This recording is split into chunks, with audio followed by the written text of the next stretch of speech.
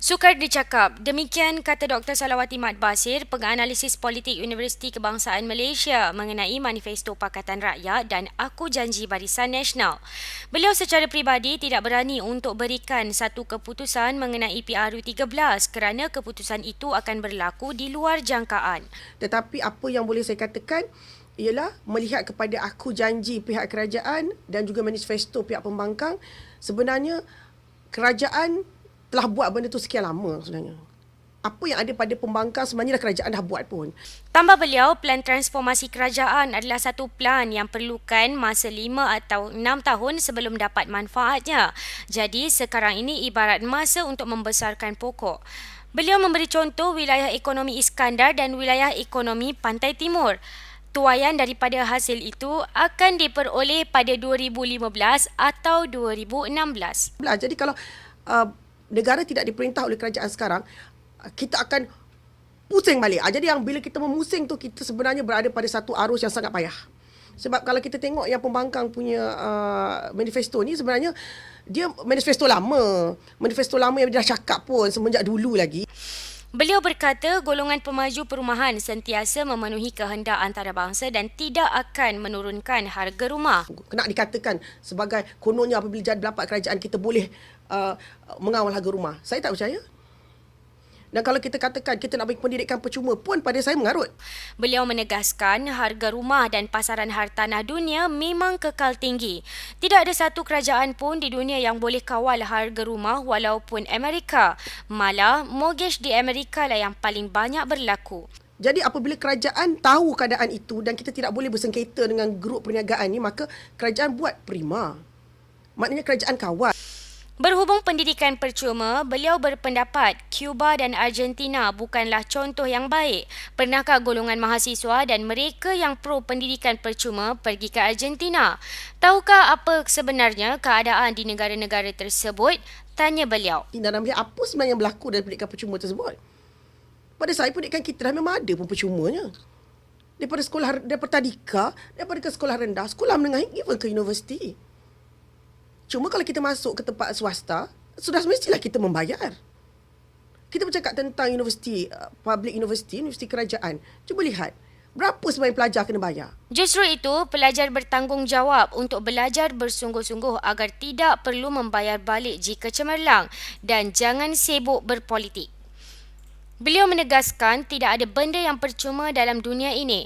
Jadi, mustahil jika ada parti politik mampu memenuhi janji segalanya percuma sekiranya diberi peluang memerintah. Yang kata bila saya menjadi pemerintah, saya tak ada tol, saya tutup liner, saya tutup semua. Maka kita akan jadi Malaysia pada tahun 1949. Dan saya nak beritahu tak ada benda yang percuma dalam dunia ni. Tidak ada benda yang percuma dalam dunia ni. Maaf cakap, semua orang boleh kata, pilih saya akan turunkan harga rumah. Saya akan turunkan harga kereta. Saya akan turun. Tapi jangan lupa pada tahun 2015, kita akan jadi ASEAN Economic Community. Suka atau tidak, kita dah memang ada AFTA di situ. Jadi, kita tak perlulah bercakap tentang nak menurunkan harga kereta sebab memang harga kereta tu akan turun dengan sendirinya. Tapi, tambah beliau, malangnya dalam pertempuran pilihan raya, tidak ada penekanan mengenai kesedaran ASEAN 2015. Ini sangat penting. Beliau bersetuju dengan Aku Janji BN akan menurunkan harga kereta sedikit demi sedikit. Dengan cara itu, menjelang 2015, harga kereta akan stabil kerana sepatutnya tidak ada lagi cukai pada 1 Januari 2015. Berhubung pola pemikiran pengundi, beliau menjelaskan di Malaysia ada 3 kelompok. Satu kelompok yang terang-terangan menyokong kerajaan. Apa pun kami tetap kerana kami adalah orang yang dapat mendapat keistimewaan yang berdasarkan DEB. Kami berjaya sebab dasar Barisan Nasional selama ini. Kelompok yang kedua adalah kelompok pembangkang. Dia orang ni kalau you cakap apa pun tak nak dengar. Apa pula you cakap, you sumbatlah dengan apa pun, mereka akan kata tak ada. Tukar ini kalilah. Itu je saya nampak. Apa pun itu je dia punya trademark. Apa pun yang kerajaan buat semua tak betul. Ujarnya, kelompok ketiga ialah kelompok yang diam, tidak menonjol sama ada pro kerajaan atau pembangkang. Sebab dia meneliti. Dia tengok apa yang kerajaan boleh buat untuk dia dan apa pula yang pembangkang boleh buat untuk dia. Dan golongan inilah golongan sebenarnya yang penentu siapa antara dua ni akan menang. Sebab golongan kedua ni kalau dia banyak cenderung kepada internet, maka cenderung dia kepada pembangkang.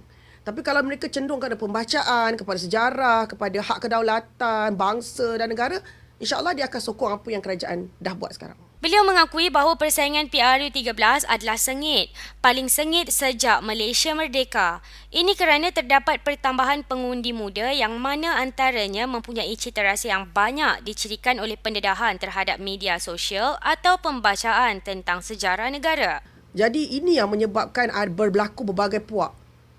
Pada mereka yang faham tentang maksud keamanan dan kemerdekaan, kepada mereka yang tukar, kepada mereka yang ini kalilah dan juga kepada mereka yang menghargai tentang apa pengorbanan orang-orang terdahulu dah buat. Jadi ia satu persaingan yang pada saya 50-50. Kalau di luar negara kita boleh kata ini macam D-Day lah, battlefield untuk penentu masa depan negara lagi 5 tahun. Apakah ini berpunca daripada kesedaran akan tanggungjawab mengundi atau kerana keterujaan rakyat terhadap senario politik negara masa kini? Sebenarnya dua-dua jawapan tu ada. Dan sebenarnya ia bermula daripada kesedaran. Selepas kerajaan memberi lebih banyak ruang kebebasan bersuara, kebebasan berpolitik kepada mahasiswa, kemudian melonggarkan AUKU, memansuhkan ISA. Jadi benda-benda ini menyebabkan rakyat rasa mereka patut take part dalam demokrasi dan demokrasi terpimpin ni. Jadi kita boleh nampak bahawa itu yang menyebabkan lebih ramai orang sedar tentang hak berdemokrasi dan akhirnya membawa kepada pilihan. Dan juga di Malaysia ni selain daripada situasi tersebut adalah situasi di mana banyak provokasi-provokasi yang berlaku di alam cyber. Jadi itu pun menyebabkan sebab generasi baru sekarang ni mereka kurang berfikir. Mereka bersama gadget. Diorang IT Sovi dan sebagainya. Jadi apa yang diorang nampak tu adalah apa yang mereka percaya. Tambahnya, itu menyebabkan bangkit kesedaran untuk menolak kerajaan dan menyokong parti-parti yang mereka mahu. Tetapi bukan dengan cara yang positif. Jadi dua-dua faktor ni kalau kat Malaysia ni yang memainkan peranan. Itu yang kita boleh nampak yang mana memulakan provokasi di alam cyber tu berbeza dengan orang yang ada kesedaran tentang hak untuk melaksanakan demokrasi.